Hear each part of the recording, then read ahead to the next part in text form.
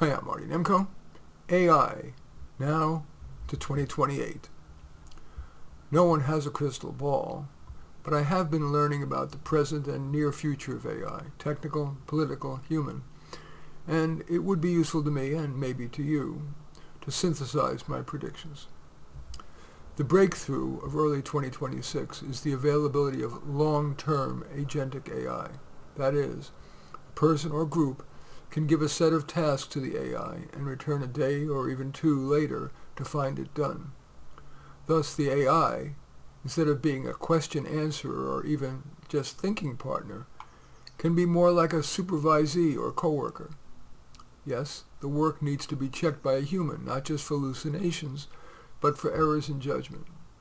As the public becomes more aware of agentic AI's powers, fear about AI job loss and even, which is likely irrational, AI takeover of humankind will, fanned by the media, accelerate.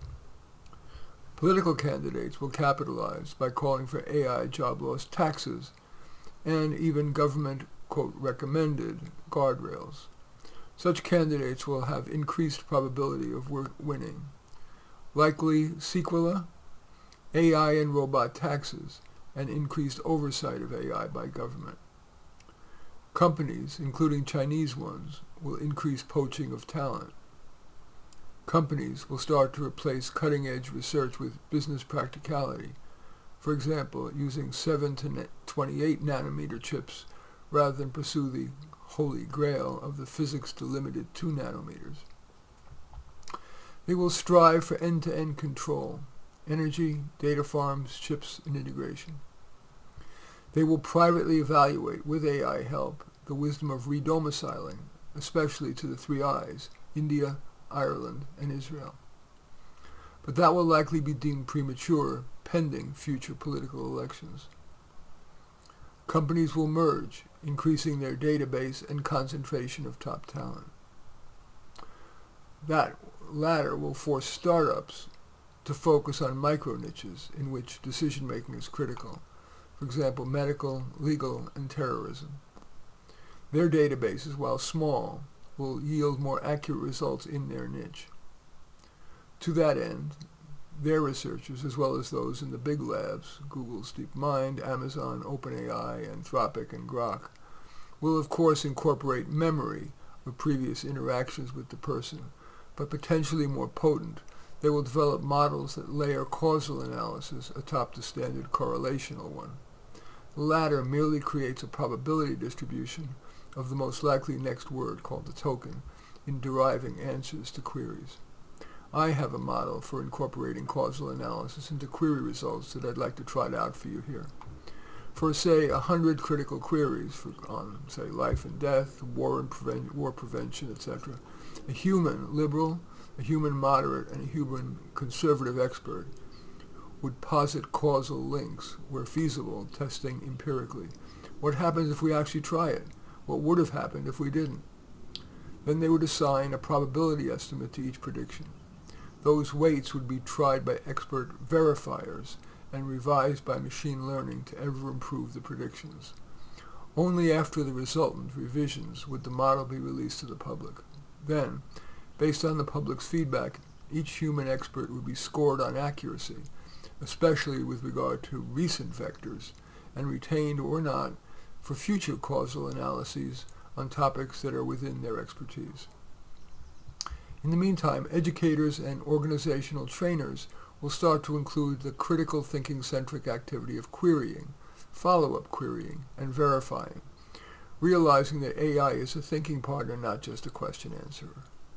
In 2027, AI-caused job loss, long planned for by employers, will become quite visible and painful. Obviously, jobs in customer service, the arts, and writing will decline, but the extent will go well beyond. Fewer healthcare providers will be needed because of AI-assisted diagnosis and treatment recommendations. Many baristas will be replaced by robots, which can produce quality drinks faster, better, and cheaper, and reliably, no calling in. Therapists and counselors will largely be replaced by the knowledgeable, intellectually and emotionally intelligent, with perfect memory, LLMs, chatbots, available free 24/7, 365.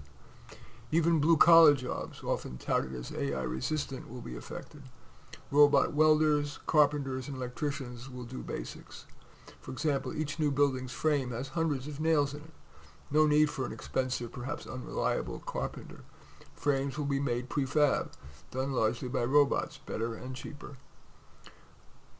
Much electrician work is routine, for example, attaching long lengths of wire, perfect for a robot.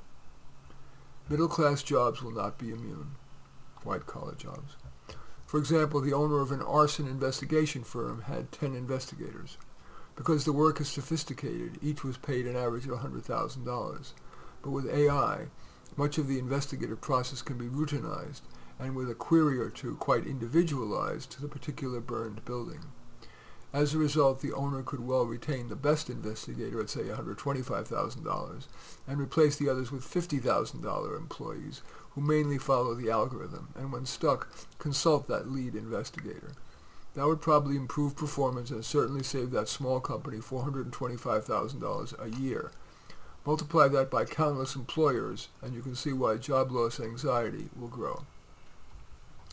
As a result, the presidential candidates in 2028 on both sides of the aisle could make mitigation of AI job loss a primary plank, invoking fears of millions of people unable to sustainably support themselves. Those politicians might advocate universal basic income, more tax dollars for psychological support against depression, substance abuse, and law enforcement against the resultant crime, and more broadly, against social unrest. They will ignore or downplay the arithmetic. With millions more people needing ongoing or intermittent support, where will the money come from? Even doubling taxes on corporations and the rich won't suffice, and the middle class, already struggling despite ability, education, and work ethic, won't tolerate further tax increases, even hidden ones like usurious parking ticket fines and user fees for land, gasoline, even park admission.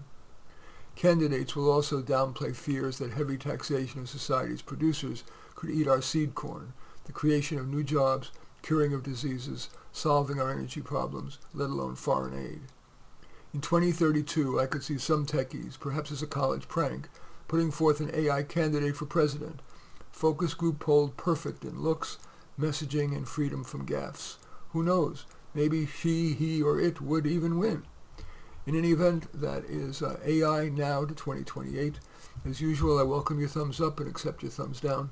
I always look forward to your comments and especially like it if you hit the share button below. Share on your social media so that my efforts can have broader impact.